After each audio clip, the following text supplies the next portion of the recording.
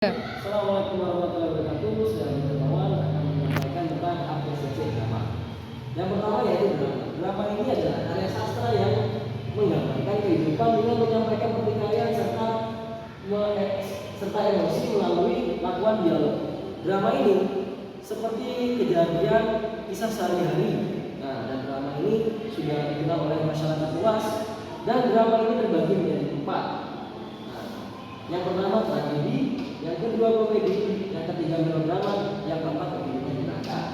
Tragedi sendiri, cerita ini yang mengandung kisah-kisah sedih, contoh seperti Maling Kunda dan lain-lain. Lalu ada komedi. Komedi ini terbagi menjadi 4. Yang pertama cerita komedi ini ringan dan mudah dipahami. Lalu yang kedua, sifatnya cerita komedi ini akan terjadi, yang mungkin akan terjadi. Yang ketiga, lucunya dari cerita komedi ini dari tokoh bukan dari situasi.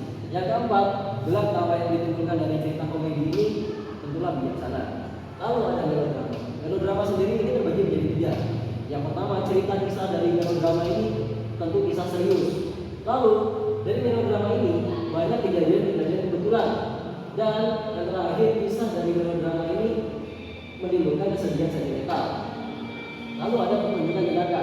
Pertunjukan jenaka ini terbagi menjadi 3. Yang pertama, lucu dari pertunjukan jenaka ini tidak karuan dan bersifat episodik, jadi banyak ceritanya ya. Lalu yang terakhir, lucunya dari kisah jenaka ini dari situasi bukan dari tokoh. Tahapan dalam drama ini terbagi menjadi 5. Yang pertama, tahap mengenal dan menikmati. Di tahap mengenal dan menikmati ini kita bisa melaluinya dengan kita menonton drama, membaca drama, atau mendengarkan cerita-cerita drama. Lalu ada tahap menghargai. Di tahap menghargai ini kita merasakan manfaat atau nilai dari drama yang sudah kita tonton, kita dengar, atau kita baca. Kita bisa merasakan nilai-nilainya. Lalu tahap pemahaman. Di tahap pemahaman ini kita mulai menganalisis unsur-unsur yang ada pada drama tersebut. Lalu ada tahap penghayatan. Di tahap penghayatan ini kita menganalisis lebih lanjut dari tahap pemahaman, sehingga analisis kita menjadi lebih kompleks. Lalu ada tahap aplikasi. Di tahap aplikasi, segala nilai serta ide dan tahapan-tahapan terdahulu itu berjalan dengan baik, sehingga penonton dapat merasakan manfaat atau nilai-nilai yang ada pada drama yang Perkenalkan, nama saya Tari Ramadhani. Di sini saya akan menjelaskan mengenai unsur-unsur drama. Nah, seperti yang telah terpapar, unsur-unsur drama sendiri itu ada 4. Yang pertama, plot, yang kedua, penokohan, yang ketiga, dialog, dan yang terakhir adalah setting atau latar cerita.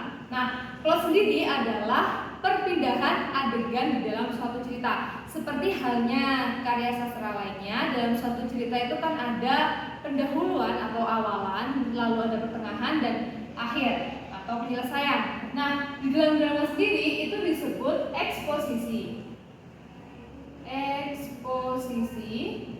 Ada komplikasi,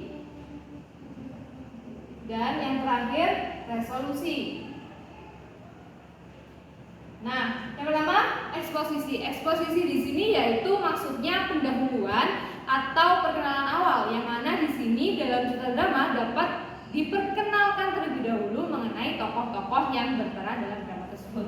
Lalu komplikasi. Nah, komplikasi di sini itu ada di mana fase awal mula terjadi permasalahan atau permasalahan dalam suatu drama itu sendiri hingga ke puncak permasalahan. Lalu ada resolusi. Nah, resolusi di sini adalah penyelesaian masalah dari klimaks itu tadi. Selanjutnya ada penokohan. Nah, tokoh sendiri, penokohan atau tokoh itu digolongkan menjadi 4. Yang pertama, tokoh gagal. Nah, tokoh gagal di sini atau disebut juga tokoh badut merupakan tokoh yang bertugas atau berperan untuk menjelaskan tokoh lainnya seperti itu. Lalu tokoh idaman. Nah, tokoh idaman ini biasanya tokoh yang memiliki watak gagah, bijaksana seperti itu. Lalu tokoh statis. Nah, tokoh statis di sini yang dimaksud yaitu tokoh yang mana perannya itu sama dari awal hingga akhir. Nah, selanjutnya yang terakhir ada tokoh berkembang. Nah, tokoh berkembang di sini maksudnya di mana tokoh itu dalam alurnya atau alur drama tersebut terjadi perkembangan dalam perannya. Contohnya, yang awalnya tokoh tersebut berperan sebagai sosok yang setia terhadap tokoh utama. Kemudian seiring dengan berjalannya cerita, dia berubah mengkhianati tokoh tersebut. Itu contoh dari tokoh berkembang. Nah, selain dari pembagian 4 ini, kita juga mengenal tokoh itu dibagi menjadi 3. Yang pertama, protagonis, antagonis, dan antagonis.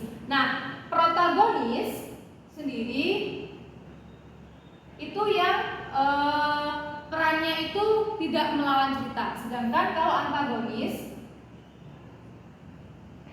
itu dia melawan cerita gitu. Biasanya protagonis itu dikenal dengan tokoh yang baik, sedangkan antagonis itu tokoh yang jahat. Lalu ada dialog.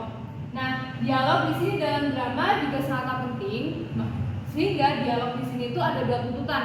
Yang pertama, dialog di sini harus bisa mencerminkan atau menggambarkan perasaan dari tokoh itu tadi. Jadi sehingga pembaca atau nanti ketika diperankan itu bisa terlihat bagaimana perasaan dari tokoh tersebut. Lalu juga dialog di sini berbeda dengan kita berbicara sehari-hari dan pastinya lebih tertib dan lebih tajam ya. Di sini gunanya supaya tidak ada kata-kata yang terbuang atau yang tidak perlu. Lalu setting atau latar. Nah, setting atau latar cerita di sini juga penting. Mengapa demikian? Karena setting latar ini ada hubungannya dengan waktu juga ruang. Seperti contohnya, sore hari di pedesaan pasti berbeda dengan suasana sore hari di perkotaan. Sehingga setting atau latar cerita ini juga perlu diperhatikan dalam penyusunan naskah drama. Nah, selanjutnya karya pentas fragmen. Nah, di sini kita akan bahas mengenai pentas terlebih dahulu. Pentas drama itu merupakan pergabungan atau gabungan antara sastra, seni sastra dan seni pertunjukan. Yang mana drama tadi yang ditulis dalam bentuk tulisan, yaitu sastra drama tadi, lalu ditunjukkan atau dipentaskan. Itu yang disebut pentas drama. Lalu fragmen. Sebelum itu kita akan belajar mengenai pelaku pementasan terlebih dahulu. Nah, pelaku pementasan itu ada 7. Yang pertama pasti ada penulis naskah. Nah, penulis naskah ini pastinya penting karena dalam berjalannya drama, bagaimana alurnya, bagaimana penokohannya, setting dan lain-lain, itu nanti pasti akan dijabarkan oleh penulis naskah. Sehingga penulis naskah di sini harus paham mengenai terutama unsur-unsur drama yang sudah saya jelaskan tadi. Lalu yang kedua ada sutradara. Nah, sutradara ini memiliki peranan yang sangatlah penting dalam pementasan drama. Karena bagaimana nanti jalannya drama seperti apa, penyampaiannya seperti apa, alurnya akan dibuat seperti apa, itu juga tergantung dengan sutradara itu tadi. Lalu ada narator. Nah, dalam pementasan drama, narator ini tuh sangat penting. Seperti yang kita ketahui ya, dalam suatu drama itu pasti ada narator yang akan menjelaskan bagaimana mungkin perpindahan adegannya seperti apa dan penjelasan yang ada yang dibutuhkan dalam suatu pementasan drama. Lalu yang keempat ada pemain. Nah, pastinya dalam suatu drama itu pasti ada pemain atau tokoh yang mana ini dia akan memerankan peran yang ada dalam cerita tersebut. Lalu yang terakhir ada yang kelima ada penata rias. Nah, penata rias itu penting juga karena riasan itu sangat berpengaruh juga dalam seorang tokoh ini memerankan drama itu tadi. Contohnya ya, riasan seorang yang berperan jahat dengan dia yang berperan baik pasti berbeda dan itu perlu didukung juga oleh riasan itu tadi. Lalu ada penata kostum. Nah, kostum di situ juga sangat penting karena seperti halnya riasan tadi, kostum di sini tuh mendukung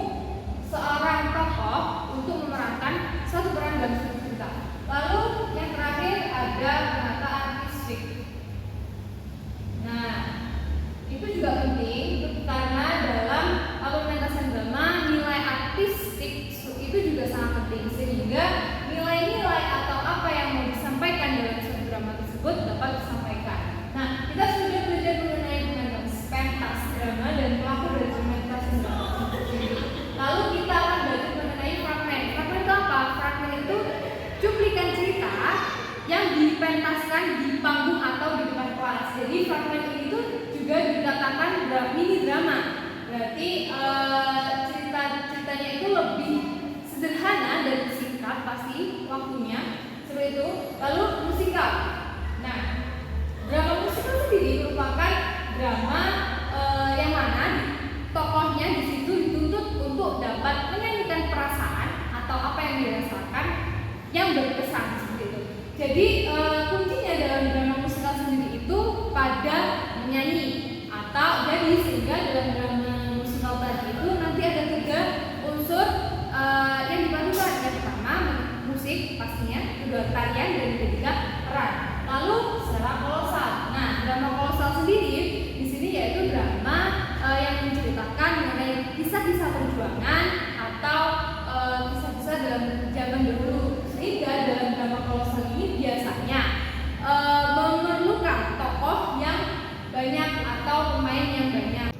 Nah, selanjutnya seperti yang kita telah lakukan, kita juga telah melaksanakan observasi terhadap sekolah yakni MI Al-Khairiyah, yang mana seperti yang telah dijelaskan oleh narasumber yang sudah kita wawancarai sebelumnya, itu menjelaskan bahwasanya di sekolahnya atau di SD-nya itu tidak secara pementasan drama atau apresiasi drama sendiri itu tidak terlaksanakan secara detail ya, maksudnya hanya sederhana saja. Jadi siswa-siswi itu diminta untuk memerankan cerita yang ada di depan kelas tanpa menggunakan properti.